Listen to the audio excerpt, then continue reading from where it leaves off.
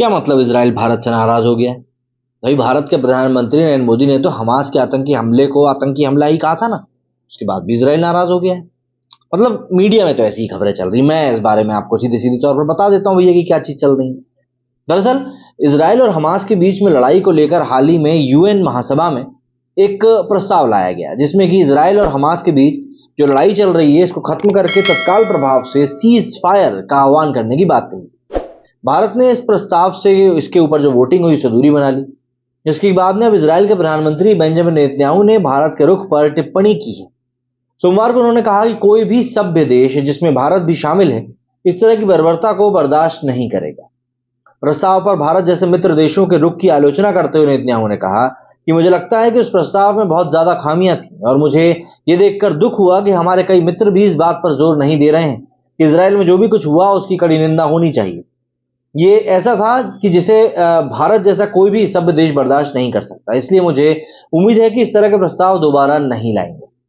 Netanyahu ने आगे कहा कि जिस तरह अमेरिका पर्ल हार्बर पर बमबारी के बाद या फिर 9/11 के आतंकी हमले के बाद युद्ध विराम के लिए सहमत नहीं होगा, उसी तरह से इसराइल भी हमास के साथ दुश्मनी खत्म करने के लिए सहमत नहीं होगा। इसराइल दुश्मनी खत्म करने के लिए कभी सहमत नहीं होगा।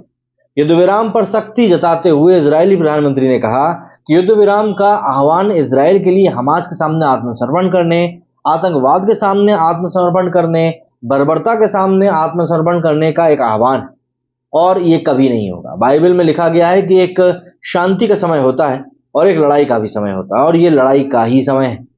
इसराइल हमास द्वारा युद्ध को लेकर संयुक्त राष्ट्र महासभा में पेश किए गए प्रस्ताव में फिलिस्तीनी संगठन हमास और बंधक शब्द का जिक्र नहीं था।